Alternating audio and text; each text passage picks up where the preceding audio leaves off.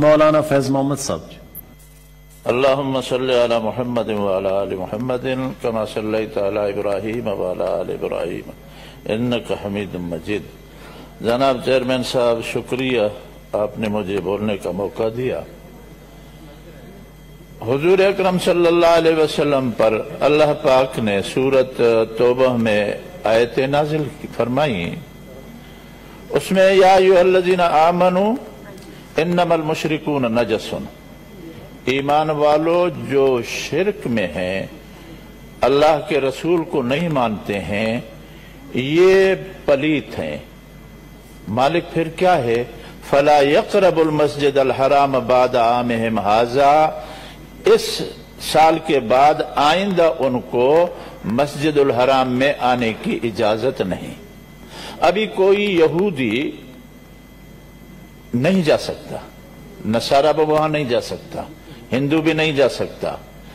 کچھ ایک قادیانی جو فرقہ ہے، جن کو پاکستان کے آئین میں یہ غیر مسلم قرار دیے گئے ہیں، یہ اپنے کو احمدی کا کر مسلمان ظاہر کر کے یہ وہاں چلے جانے کی کوشش کرتے ہیں، حالانکہ یہ آئین کے روح سے، جیسے فرمایا ہمارے حزب اختلاف کے لیڈر نے، اب یہ آئین میں لکھا ہوا ہے اور فارم میں بھی یہ ہے کہ ختم نبوت کا وہ قائل ہو۔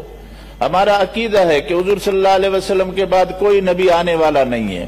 آپ کو تعجب ہوگا، پاکستان کا پہلا جو وزیر خارجہ تھا ظفر اللہ، یہ کلات کے احمد یار خان سے ملا فرانس کے اندر۔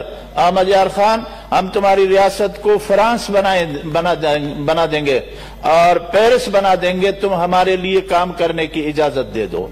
تو احمد یار خان نے کہا سنو، اگر حضور صلی اللہ علیہ وسلم خود تشریف لائیں اور مجھے کہیں احمد یار خان میرے بعد یہ نبی ہے، میں نہیں مانوں گا۔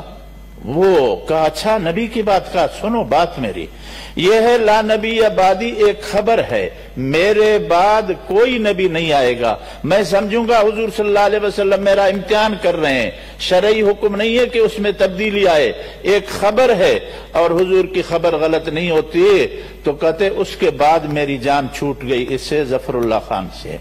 لیکن ابھی تک یہ ہمیں نہیں چھوڑتے ہیں اور ابھی تک سازشیں ہو رہی ہیں، پاکستان کے خلاف سازشیں ہو رہی ہیں، اور یہ بارڈر جو کھلتے ہیں گرداسپور کے، اور اس کے لیے یہ قادیانیوں کے لیے راستہ بنایا جا رہا ہے۔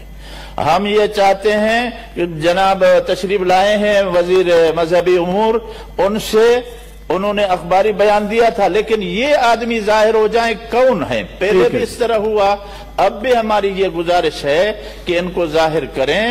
جو غیر مسلم ہے وہ اپنے کو غیر مسلم کہیں، جیسے یہود نصارہ رہتے ہیں، ان کی نیشنلٹی یہاں کی ہو، ان کو کچھ نہیں کہا جاتا۔